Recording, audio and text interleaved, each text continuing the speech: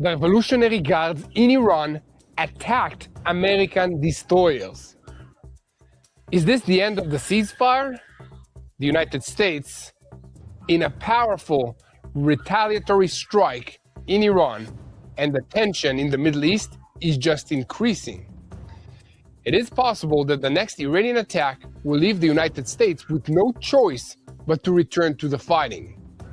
Right now, 50,000 American soldiers are closing in on Iran. If the Iranians do not agree, the bombings will begin. This is according to the President of the United States. An exchange of fire between Iran and the United States in the Strait of Hormuz led to renewed tensions in this region. The least quiet neighborhood in the world, which is the Middle East. And Washington thwarted an Iranian attack and responded with strikes against military targets. After the nighttime drama, Trump claimed that these were taps of love. The ceasefire is still in effect. Iran published a response. Our army forces attacked American military vessels in revenge. I'm Yair Pinto. With me is Mati Shoshani, and we are boots on the ground bringing you the whole truth about what's happening here in Israel and also the whole truth about what's happening in our neighborhood, the Middle East. And today is the first day in maybe this new round of fighting. We're not sure. And we will already bring you the whole truth about the tension in the Strait of Hormuz that is just escalating. The confirmation and the confrontation between the United States and Iran entered a new stage during last night after a direct Iranian attack against the American vessels in the area of the Strait of Hormuz. 3 American destroyers operated as part of the American maritime security operation in the Gulf and were attacked using a combination of missiles, UAVs, and fast boats of the Revolutionary Guards. The 3 destroyers that were attacked are USS Truxtun, USS Rafael Perlata, and USS Mason. In the American security establishment, they claimed that all the threats were intercepted and that no significant operational damage was caused to the vessels. In addition, according to the official statement of CENTCOM and the White House, no deaths or injuries were reported amongst the soldiers of the United States. The United States responded with a wave of strikes against the Revolutionary Guards targets in southern Iran. The United States responded during the night and the morning hours with a focused wave of strikes against infrastructure of the Iranian Revolutionary Guards along Iran's southern coast. Some of the details about the exchange of fire that took place last night between the United States military and Iran have still not been published. But the one who revealed was unusual. Quite a few things about them was Donald Trump. He revealed what happened. The United States president described the Iranian attack on the 3 destroyers that were not damaged in a rather colorful way. Missiles were fired at our destroyers and were easily shut down. Similarly, UAVs came in and were burned while still in the air. They fell so beautifully into the ocean, just like a butterfly falling into its grave, according to Trump. These 3 destroyers are from the Arleigh Burke class. They are the workhorses of the Navy, which was 75 such ships are in active service now. These 3 ships, each more than 150 meters long, carry many defensive systems designed to deal with ballistic missiles, cruise missiles, or threats at shortened ranges. The advanced standard missiles can shoot down ballistic missiles or cruise missiles, and the Sea Sparrow system can deal with other threats. I'll just add that if Iran's small boats somehow manage to get past those 2 systems, the destroyers can also use the Phalanx system, a 20-millimeter Gatling gun, radar-guided, capable of firing 4,500 rounds per minute, and it is considered the last line of defense. On the bow of the destroyers, there is also a 5-inch gun 127 millimeters, designed to hit other targets like Iran's fast boats. CENTCOM confirmed that Tehran sent fast boats towards the destroyers, and Trump stated that many small boats were destroyed, and they went down to the bottom of the sea very quickly and very effectively. In Iran, they reported that the enemy, which turned out to be the United States, attacked a pier on the Qashm Island. The Americans announced that they struck Iranian military facilities that are responsible for the attacks on the forces, including missile and drone launch sites, command and control sites, and intelligence, surveillance, and reconnaissance facilities. Trump, for his part, described the exchange of blows between the sides as taps of love, and made clear that, from his point of view, the ceasefire is still in effect. And according to the reports, the following were attacked: missile and UAV launch sites, command and control centers of the naval forces of the Revolutionary Guards, radar and intelligence gathering facilities, naval infrastructure in the Bandar Abbas area and also in the nearby islands, and several fast attack boats of the Iranian naval forces. American officials emphasized to Western media outlets that this was a measured response intended to restore deterrence, but not to lead at this stage to a broader war with Iran. The American intelligence agency assesses that Iran can survive the blockade for at least another 90 days, and maybe much longer. Its economic situation is really not as severe as it was claimed, and American officials estimated that they can keep fighting. So according to a report, Iran preserved 75% of the missile launchers and 70% of the missiles themselves. It opened almost all the underground warehouses and has already assembled new missiles. The Wall Street Journal reports that the same time that Saudi Arabia and Kuwait removed restrictions on the American use of their bases, the United States is considering renewing the operation in Hormuz. And the question is asked, who is the arm that actually manages Iran? Apparently, neither we nor you have heard of it. These are two separate strategic bodies in Iran that share the name Katab el-Anbiya and hold the survival of the regime. An aggressive construction headquarters that draws billions from the economy into the Revolutionary Guards, and an emergency command that manages the fighting and the blockade in Hormuz. Today, we will bring you how Tehran's economic operational engine is working. And new satellite images from the company SOAR showed large and new oil strains near the Karaj Islands, Iran's oil island. In Tehran, they confirmed over the past week that oil production has reduced because of the American blockade, but the circumstances that caused the oil stain are still unclear.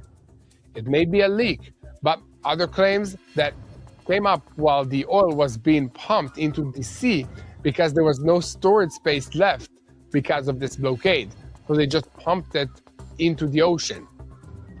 In even newer images, the oil stain is seen moving south. Write to me in the comments, where is Greta Thunberg when the Iranians are polluting the sea with oil? Huh? And mysteriously, the belly of the mountain in the heart of Iran.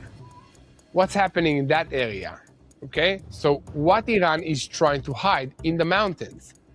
The drama underground that was revealed in satellite images will show you everything that's happening, and new documentation from the Institute for Science and International Security reveals the blocking of tunnel openings at the underground complex at Mount Pixcakes. The activity at this site, which was built at great depth and has never been inspected, raises questions about attempts to hide sensitive equipment or sensitive materials. So while the United States military is on high alert, aircraft carriers and special forces are waiting in the Middle East for the order, all as part of the mission that Trump defined to destroy the Iranian missile industry down to its foundation. So there's a lot ahead of us. Let's dive into the details.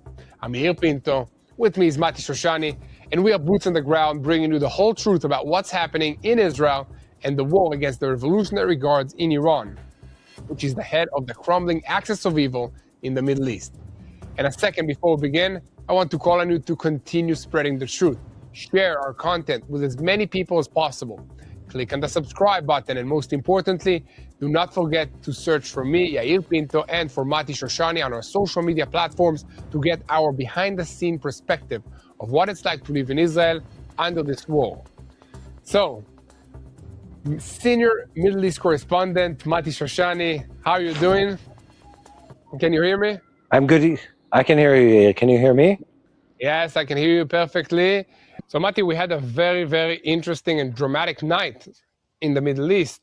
Well, the Iranians opened fire at 3 United States naval vessels, and the United States responded severely, not just against the threat. So first of all, they intercepted the incoming suicide drones and the rockets that were fired at them, but also they carried strikes against military facilities of the Ayatollah regime, including command centers, weapons assembly centers, and other naval areas on the Strait of Hormuz, on the coast, not far from where the fire was opened against them. So are we on a stage to resuming the fighting, or should we believe Trump is saying that these are just taps of love between the U.S.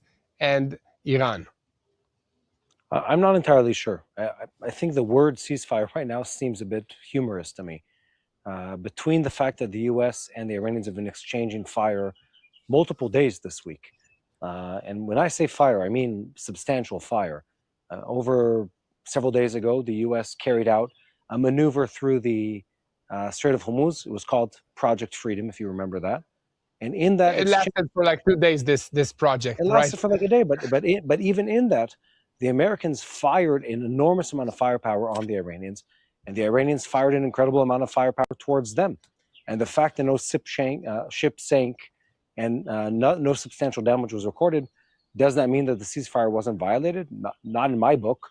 And the same thing applies to yesterday. They say, "Oh no, the ceasefire continues. This is just a little, a little practice fire where we send, several ships the size of a city to cross in front of your important. Just ignore the heavy shelling, the missiles, the machine guns, the electronic warfare, the airplanes, the helicopters, the submarines. Ignore all of that. It's a ceasefire." So, I find this to be a bit amusing at this point. And I say this really to contextualize for people. Trump has said in the past, there's no need for an agreement. We can just keep doing what we're doing. And that's sort of where things are realistically. Both the United States and the Iranians don't have much of an interest right now in signing an agreement. So they just continue with business as usual, all the while exchanging fire and pressing each other's buttons. And I'd even say this about Israel and Lebanon. We're fighting against Hezbollah actively. Hezbollah, as we're here, standing and recording, going live with this show, as we're live with the show, there were drone strikes and rockets fired from Hezbollah towards Israeli communities, and there are IDF soldiers maneuvering and fighting in Lebanon. Is there a ceasefire? I mean, technically, yes. Practically, no, not really. I'd say the big picture here is, as we've talked about this in recent days, is the United States and Israel and the Iranians, they have these big issues that they're not able to resolve through the negotiations. And sometimes there's really nothing you can do aside for to wait for circumstances to change. Because as far as the Americans are concerned, why sign an agreement if they can keep fighting? As far as the Iranians are concerned, why sign an agreement if they can keep fighting? None of them benefit if they sign an agreement. So they just keep doing the same thing again and again. Will there be additional hostilities? I mean, let's just think about what's happened since the ceasefire was signed. The Iranians launched ballistic missiles at very strategic facilities in the Emirates, including American bases. They fired on American ships repeatedly over several different days. The American forces bombed Iranian positions. They shot down, their drones. They fired on their naval bases. They fired on their shore positions. We don't know the numbers, but we can only imagine they've probably killed dozens, if not hundreds, of Iranian forces in the recent week or so. So we're not really in a ceasefire. We're just in this sort of twilight zone of no agreement and yet no open full-scale war. That's where we really are. And my guess is we're going to be here for several more days until someone has a surprise announcement. We've agreed on something in a negotiation. We declare victory, something just to change things up. But in reality, things haven't really changed. Yeah, I get it. And what's all this story about this new underground site that Israel is trying to hide inside the mountainous area? Is this like another nuclear facility or rocket developing or assembly site that we are just now discovering? I don't know. I mean, we know what we're being told. At this point, and I think this has been a trend for several days, I'm becoming very skeptical about the news we're hearing. I'm becoming skeptical because both American outlets and Iranian outlets are leaking the information that they want to leak. It doesn't mean that it's not true. It means they're leaking the information they want to leak. And I'll just say this differently. Before this press release was made, before this story ran, if I asked you or you asked me, do the Iranians have more hidden underground facilities in the mountains or in the valleys or on the shore of Iran? Both of us would say yes. So obviously they have. Yeah, there's no question about it. The estimation was hundreds of facilities, and no one ever assumed that all of them were destroyed. So this isn't really news. And every time they'll leak this information, it comes along with another line of thought. And the line of thought is they have much more enriched uranium than they thought they do. They have more centrifuges than we thought they do. And they have more ballistic manufacturing facilities than we previously knew about. And that information serves two sides in this war. It serves the Iranians, because for them it's projecting that they're doing better than others thought they were. But it also serves the Trump administration, if we're being honest here, because for them that's justification to say, you see, we told you the Iranians can't be trusted. Let's go strike them again. So both sides benefit from these kind of leaks. The reality is, and we keep saying this again and again, these things are only resolved with agreements. There is no resolution to this that is through military force, barring the fact that the United States doesn't actually plan, or assuming they don't plan to take over, conquer, and occupy the enormous country of Iran. And I don't think anyone's planning to do that. And because those are the given facts, because that is the game, the rules of the game, that's where we're going to be. They have hidden facilities. They have hidden components of the nuclear program. They have hidden components of their ballistic missile program. And they probably have hidden pieces of the supreme leader, one way or another. I'm happy you like that. One way or another, one way or another, this war continues. And whatever bombing mission is carried out is not really going to change that situation. The resolution to this, both agreement and militarily, is only through strict supervision and the Iranians on their own accord dismantling their nuclear program. That's the only way it really changes. Well, yeah, very complicated, Mati. Thank you so much for this analysis. I wish you a Shabbat Shalom, and we'll see you again tomorrow. And thank you to all of you that are watching us. Please, if you want to know what's happening in Israel, in the Middle East, in this war against Iran, make sure to hit the subscribe button on TBN Israel YouTube channel. We are boots on the ground, and we report multiple times every single day about what's happening in this war. So if you want to stay up to date with the most relevant information, make sure to hit the subscribe button. And if you want to look for me, Yair Pinto, and Mati Shoshani on our social media platforms, you can also do that by looking us online, okay? And if you love TBN Israel and want to be part of what God is doing here in this land, we want to invite you to visit our official online store. Yes, you can go now to shop.tbnisrael.com. Again, that's shop.tbnisrael.com. And there you can find TBN Israel merchandise that helps you stay connected to what's happening here and be part of sharing the message that is coming out of Israel. This is how you help us share the truth and get a part of Boots on the Ground to your house. And right now, we have the Boots on the Ground complete set available.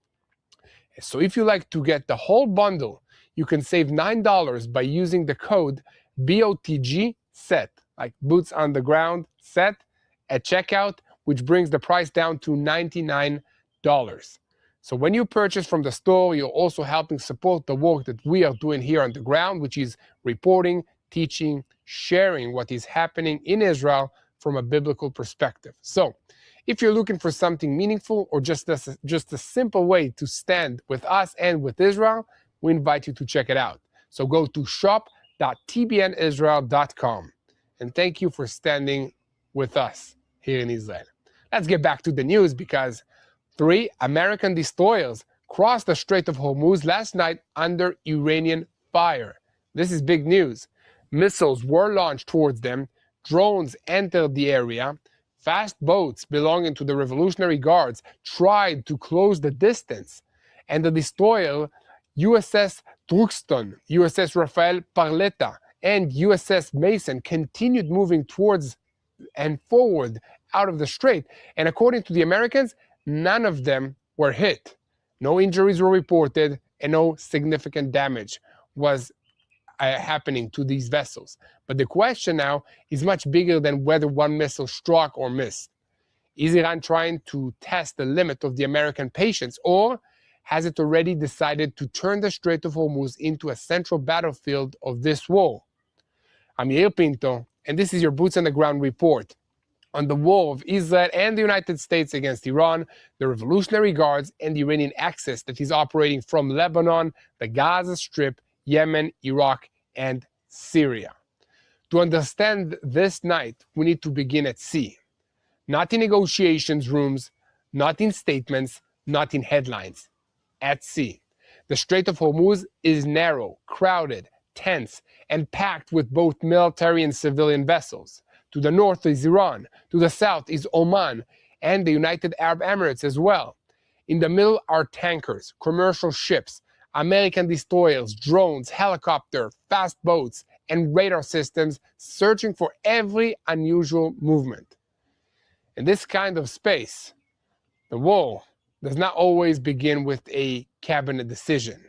Sometimes it begins with a small boat getting too close, sometimes with a drone flying too low, sometimes with a local Iranian commander who wants to prove to the Revolutionary Guards that he's not afraid of the Americans.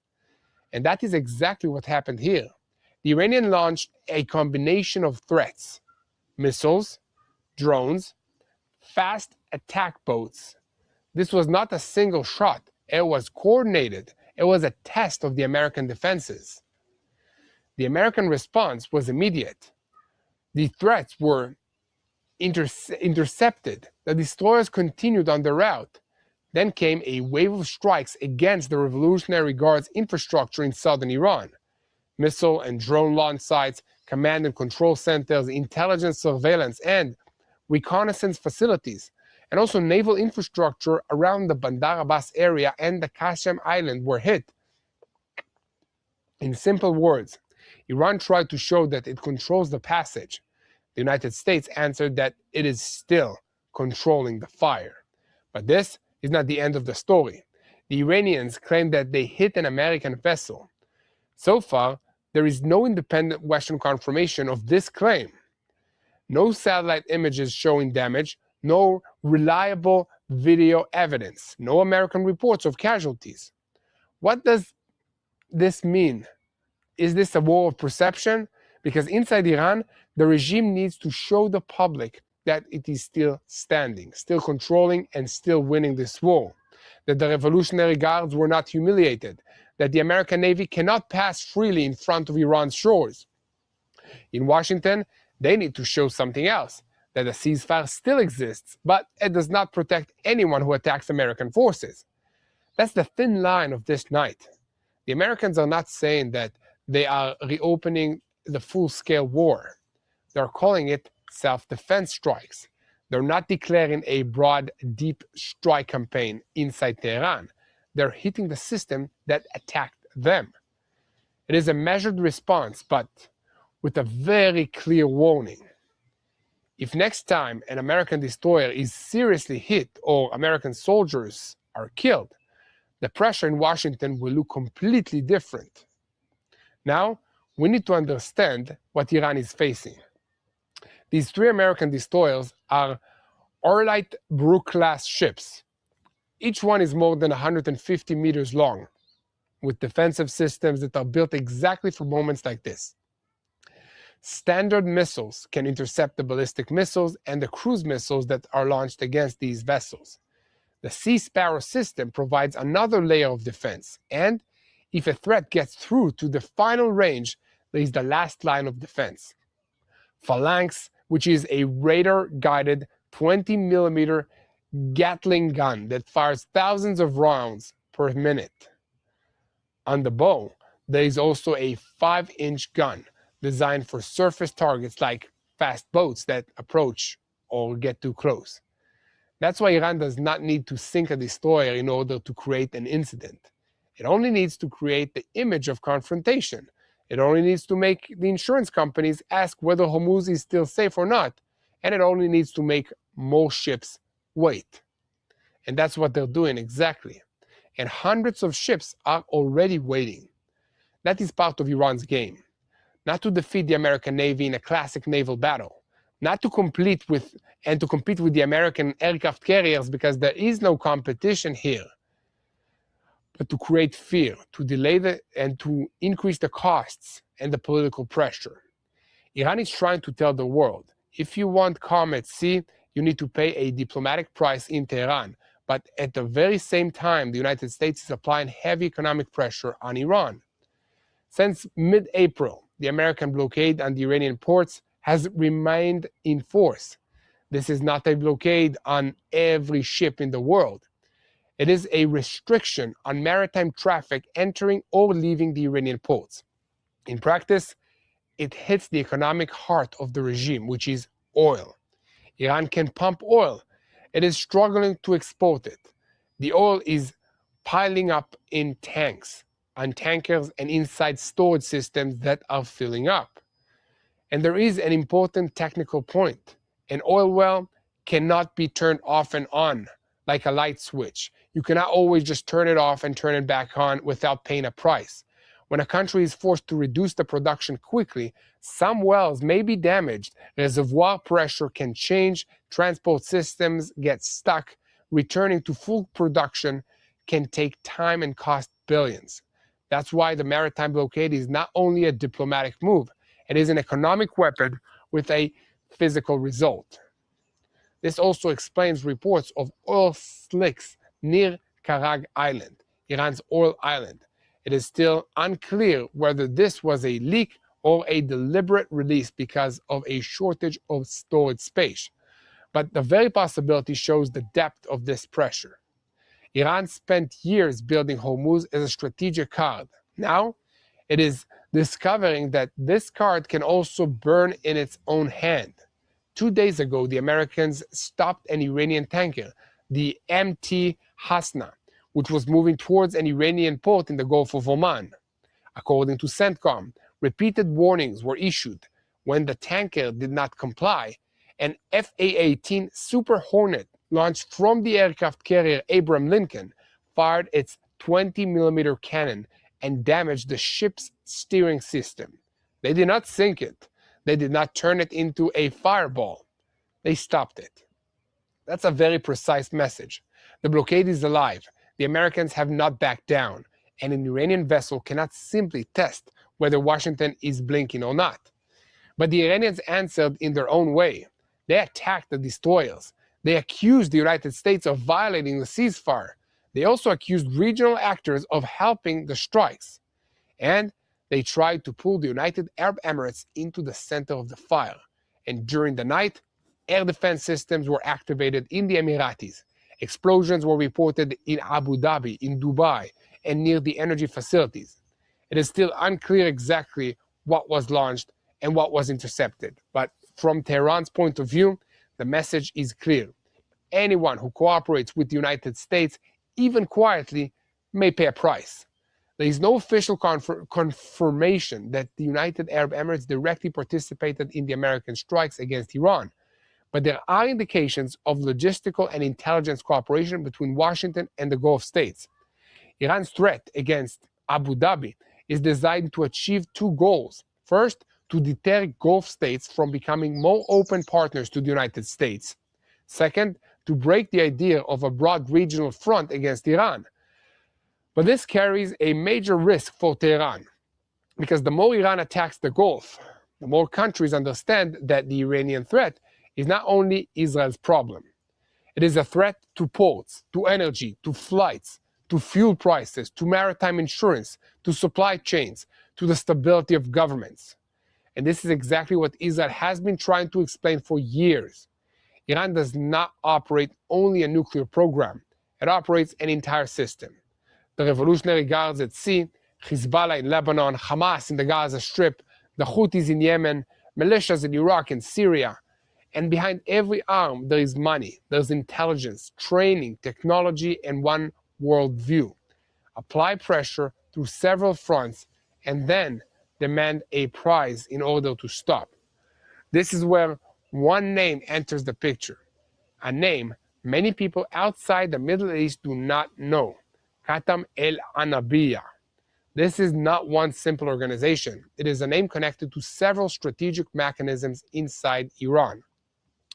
There is the Khatam el-Anabiya construction headquarters, the economic arm of the Revolutionary Guards, and then a huge body that controls infrastructure, energy, construction, tunnels, roads, missile facilities, and internal projects that move billions into the regime's systems.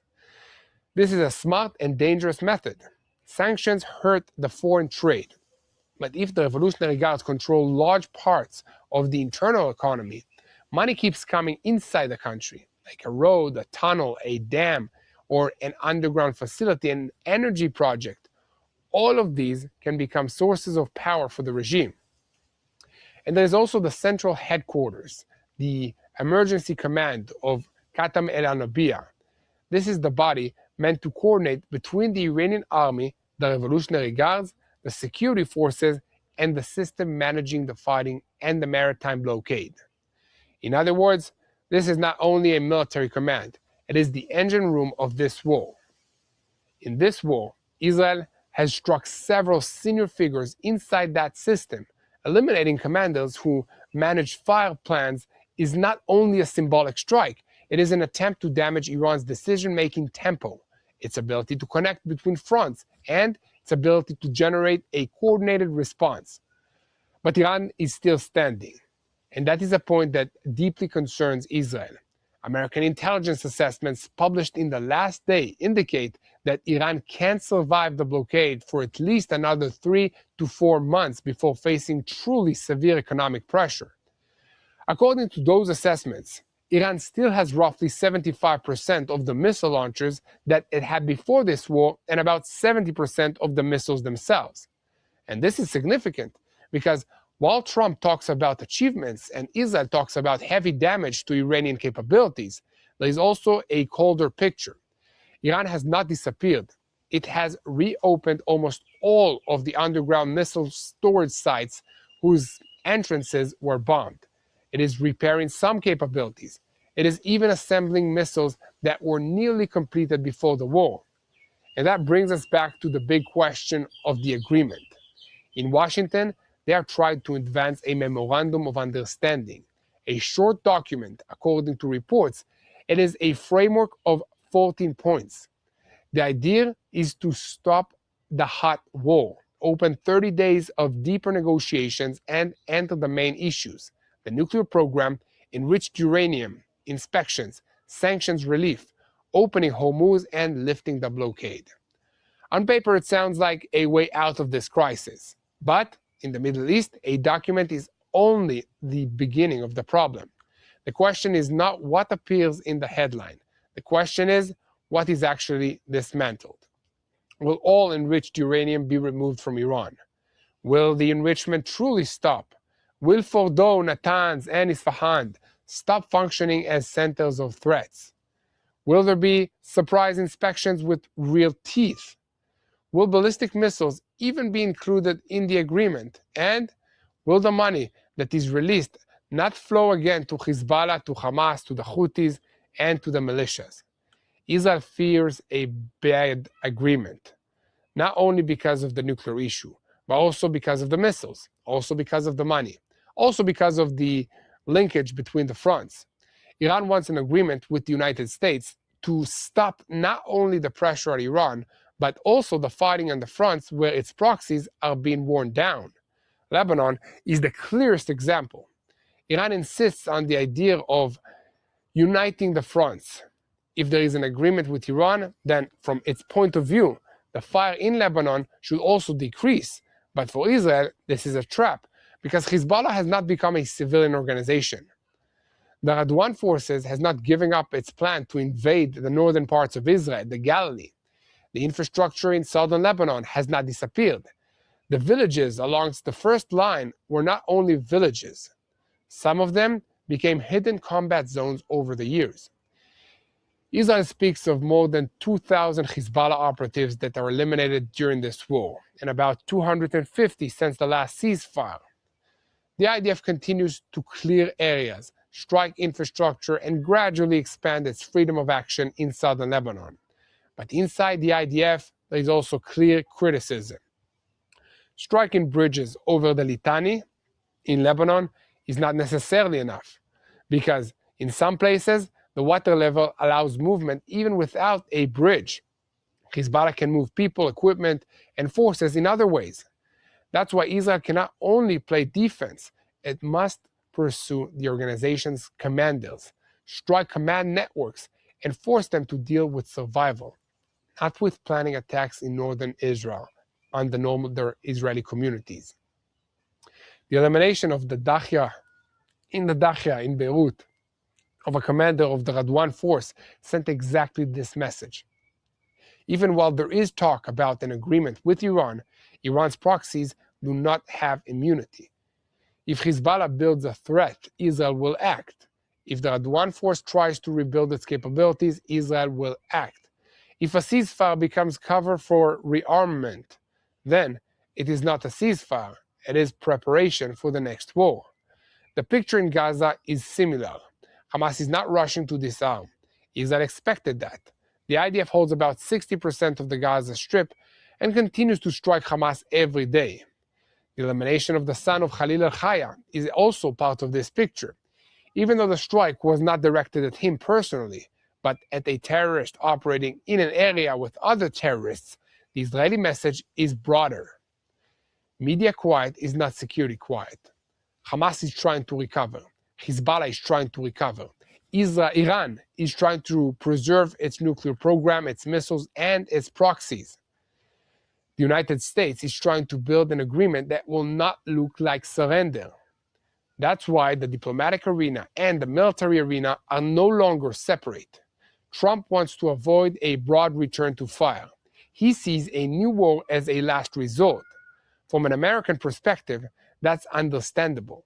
A long war in the Middle East is not a gift to any president. Oil prices, markets, Congress, allies, elections, China, everything enters the calculation. But Israel, we live here.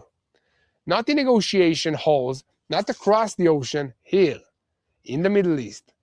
If Iran comes out of this war feeling that it survived, preserved a significant part of its missiles, kept the nuclear capabilities, received money, and connected Lebanon and Gaza to the agreement, that's not the end of the war. That is recovery for the next round of fighting against Israel. And before we continue, if this report helps you understand what really is happening in the Middle East, do not remain only a viewer on the sidelines. Click the like, share this report with friends, with family, and anybody who needs to hear the truth about what's happening without filters. And do not forget to hit the subscribe button here so that you never miss another update of Boots on the Ground. We are TBN Israel.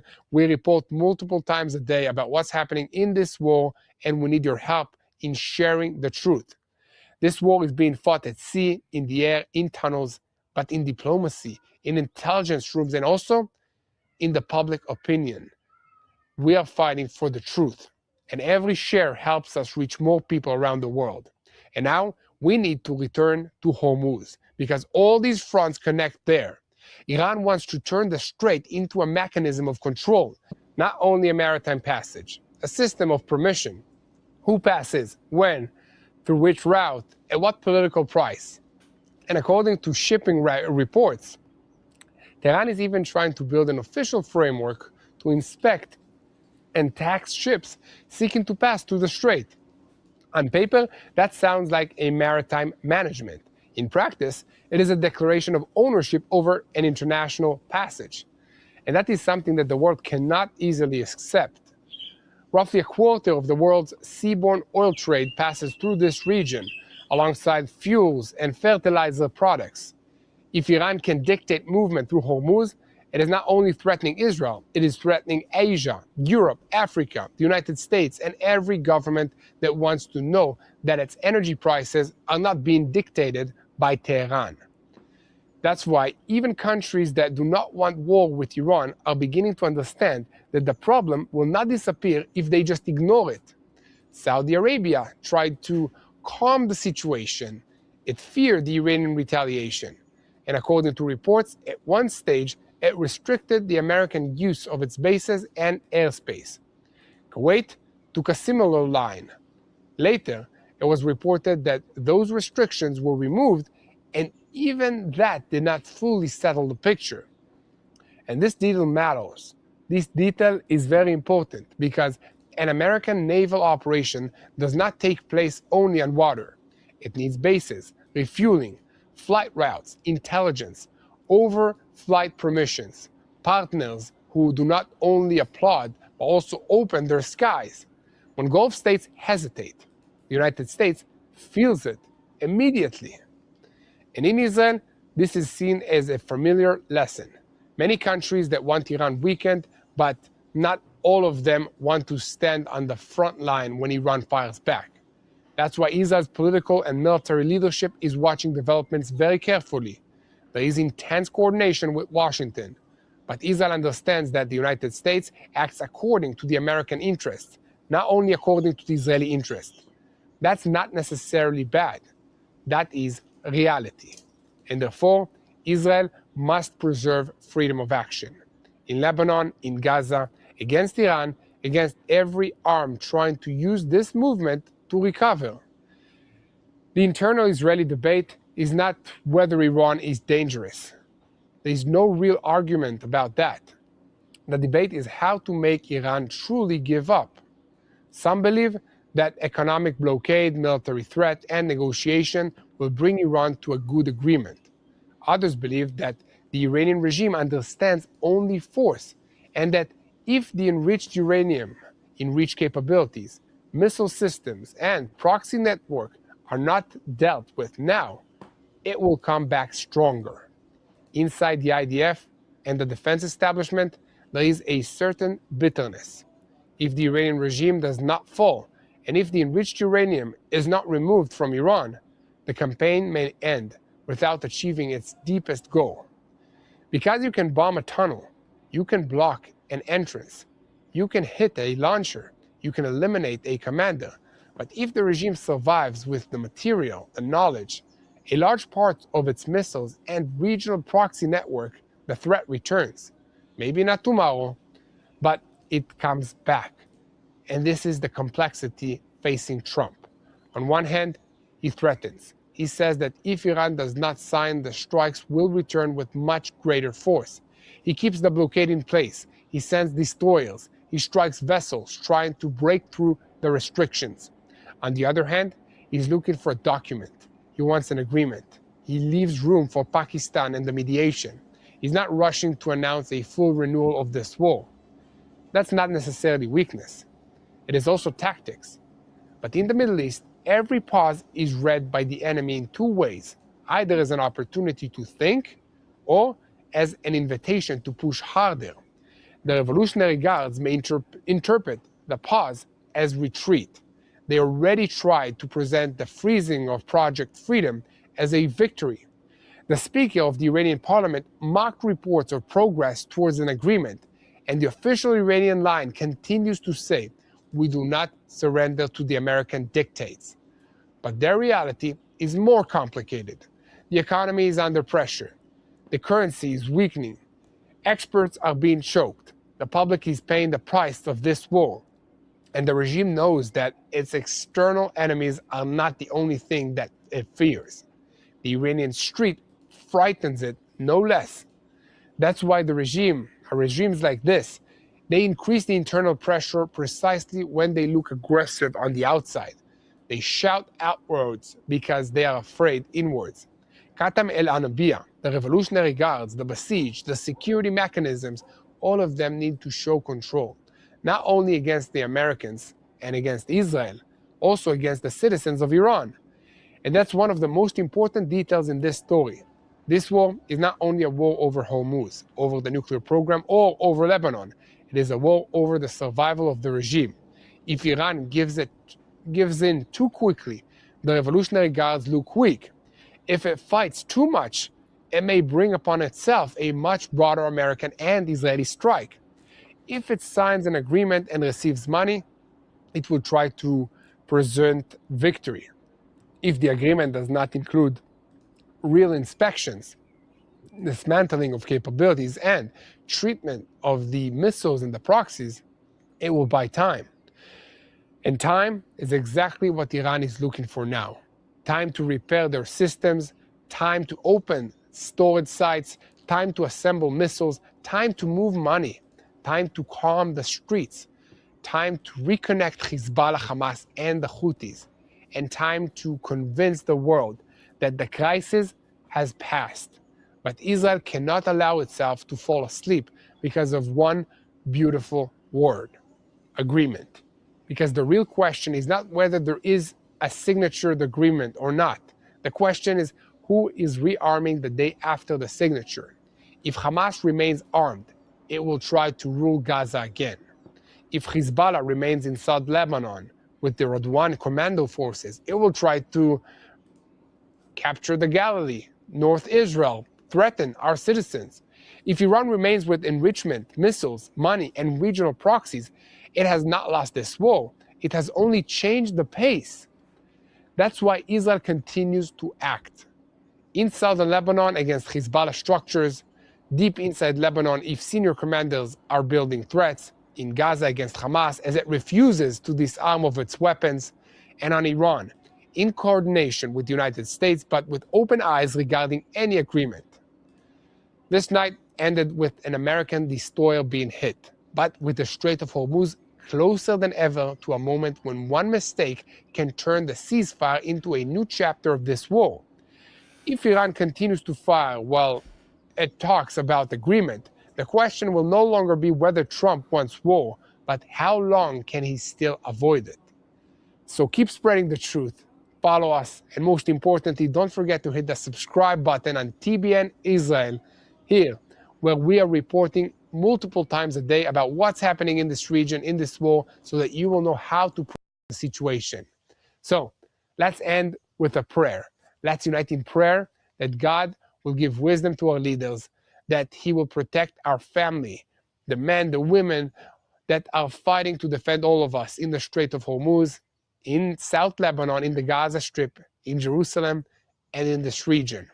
Let's pray for the children to have a peaceful weekend, and let's pray for the peace of Jerusalem. I want to wish you Shabbat Shalom from Jerusalem, Shabbat Shalom Yerushalayim, and we'll see you again tomorrow.